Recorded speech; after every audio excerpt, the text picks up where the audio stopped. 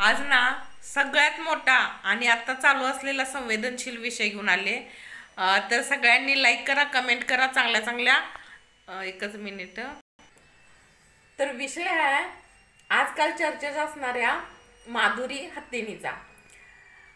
Hello friends, कशा आहात सगळे? मस्त असाल, मजेत असाल आणि आपापल्या कामात व्यस्त असाल. मी पण आहे. आज खूप काम आहेत, तरी पण त्यातनं वेळ काढून तुमच्यासाठी हा व्हिडिओ. आज बघा, मला आज मी पुण्यातनं शिफ्ट होते. रोज आज उद्या आज उद्या 4 दिवस झाले. 4 दिवस झाले. आपल्या सर्वसामान्य माणसांचं कसं असतंय की हे संपतच नाहीत अडचणी. अडचणी एकावर एक येत राहतात. आणि आज बघा, फायनली मी सगळं साहित्य भरून तयार आहे. खूप दिवस झाले. कराडात राहायचं का सांगलीत राहायचं का कुठं राहायचं, म्हणजे काहीच निर्णय घेऊ शकत नव्हते मी. आता घेतलेला आहे निर्णय. आता सध्या मी राहणार आहे कराडमध्ये. सांगली कॅन्सल झालं माझं. मग आता कराडात जाणार आहे मी. आणि इथून पुढं तुम्हाला माझे व्हिडिओसाठी मी सगळं हे करावं लागले, कारण मला व्हिडिओसाठी म्हणजे फ्रीडम पाहिजे. आणि जे गावाकडं राहून मिळत नाही. आता उद्या जर मी गावाकडं राहिले, घरात सगळे असणार, सगळे विरोध करणार. त्यामुळं मला तिकडं पण जायचं नव्हतं भावाकडं. आणि विश्रांतीसाठी मला विश्रांती तर घेणं गरजेचं आहे, पण मी व्हिडिओ बंद करू शकत नाही. मी सगळ्यांना सांगते, मी व्हिडिओ बंद करू शकत नाही. तुम्ही म्हणशीला का, कशासाठी? तर एक असतंय माणसांचं, आणि मला यातनं काहीतरी कमवायचं आहे. मी स्पष्ट सगळ्यांना सांगितलंय की मला यातनं काहीतरी कमवायचं आहे. मी प्रयत्न करणार. नाही झालं तर तो आता नशिबाचा भाग आहे, पण मी प्रयत्न करणार. तर चला, आपण बोलत होतो कशाचं, तर हत्तीनीचं. तर हत्तीनी कोल्हापुरातील नांदणी गावात ती महादेवी माधुरी नावाची हत्तीनी 6 वर्षाची असल्यापासून आहे. आणि त्या लोकांचं इतकं प्रेम आहे त्या हत्तीनीवर, इतकं रडायला लागल्यात त्या बायका. म्हणजे बघून असं न्यूज बघितली ना तर स्वतः आपल्याला पण रडायला येते, एवढं ते रडायला लागल्यात.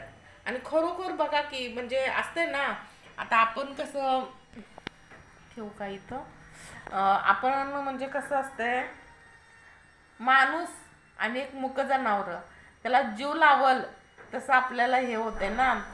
तर ती हत्तीनी एवढी म्हणजे माणसाळलेली आहे, तर त्याच्यासाठी सगळी लोक, पूर्ण गाव रडायला लागले.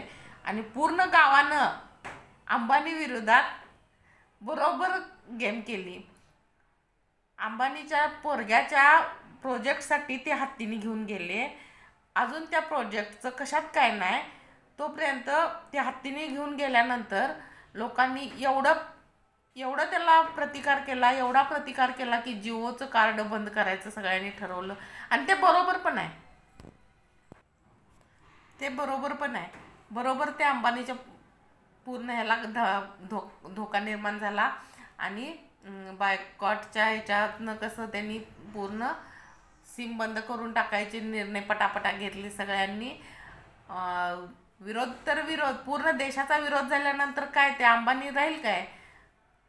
मग आपल्या मोदीला पण वाटलं असेल आता जनता काय ऐकणार नाही. शेवटी सगळ्यात महत्त्वाचं म्हणजे जनता, त्याच्या पुढं काही सुद्धा नाही. ते म्हणजे त्यांना वाटते की तिथं म्हणजे ती हत्तीने सुरक्षित नाही, तिच्या अंगावर जखमा वगैरे असं काही सुद्धा नाही. खूप म्हणजे त्या हत्तीत इतकं सुरक्षित आहे तिथं. इतक्या 6 वर्षाचा असल्यापासून एवढा मोठा झाला हत्ती. आणि ह्या लोकांना आत्ता जाग आली की तिथं सुरक्षित नाही, हे नाही ते नाही. मग त्या गावकऱ्यांना राग येणार नाही, कारण त्यांनी लहान मुलासारखं त्याला लहानपणापासून जपल्यात. म्हाताऱ्या बायका तर एवढ्या रडायला लागल्यात त्या हत्तीनीसाठी, एवढ्या रडायला लागल्यात की आमचा हत्ती आम्हाला पाहिजे, बाकीचं काय माहीत नाही. आणि खरोखर ते दिसताना पण एवढं अंगावर आता शहारे येतात. इतकं म्हणजे ते हे वाटत होतं एखाद्या प्राण्याला आपण जीव लावला तर ती प्राणीसुद्धा म्हणजे माणसाचं हे होऊ जाते ना. तर जिकडं तिकडं चर्चा फक्त सगळ्यांना सगळीकडं सोशल मीडियावर ते सगळ्यांना आवाहन केलंय. तर खरोखर त्या हत्तीनीसाठी जे काय करता येईल ते केलं पाहिजे आहे. आपण पण त्यासाठी प्रयत्न केले पाहिजे ती. म्हणून मी आज हा व्हिडिओ बनवला, कारण खरोखर त्या हत्तीचं मला इतकं कौतुक करावं असं वाटलं आणि गावकऱ्यांचं प्रेम बघून इतकं बायका रडा लागल्यात. माझ्या डोळ्यात पाणी आलं व्हिडिओ बघताना. खरोखर हत्ती परत येणं खूप महत्त्वाचं आहे. आणि शेवटी सगळ्यात म्हणजे आनंदाची बातमी म्हणजे हत्ती परत येणार आपल्याकडं. सरकारनं निर्णय घेतलाय. काय ते म्हणजे त्यांना पाहिजे तसं प्रत्येक कायदा हे करायला लागलं तर मग जनता ग बसेल का? हां, खरोखर हे जिओचे सिमच सगळे हे करून टाकायला पाहिजे. ती कशावर जगतील? जनतेच्या ह्याच्यावरती तर जगा लागलेत सगळे. जगा म्हणा मग ऐशारामात. अंबानीला ज्यावेळी कळलं की आता आपला पूर्ण बिझनेस धोक्यात आहे, त्यावेळी काय म्हणतात ते, नाक दाबलं की तोंड उघडतंय. नाक दाबायचं बरोबर नेम लागलेला आहे. आणि जाऊ दे, हत्ती येणार आहे ह्याचं सगळ्यांना आनंद आहे. सुखरूपपणे येणार आहे. आणि म्हणजे गुजरातमधलं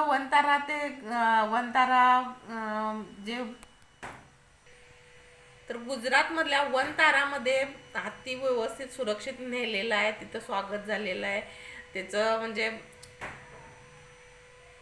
सगळं म्हणजे यशस्वीरित्या झालंय. पण हत्ती इथनं न्यायचंच काय काम आहे? तुम्हाला इतके वर्ष हत्तीचा जीव धोक्यात आहे, आता म्हणजे लहानपणापासून तो हत्ती तिथं आहे आणि काय तर कारण काढून उगाचच न्यायचं, सरासर खोट आहे. त्या अंबानीला आणि अंबानीच्या पोऱ्याला वाटलं असेल की पैशाच्या जोरावर आपण काय पण करू शकतोय. पण शेवटी जनता जनार्दन सगळ्यात मोठी आहे.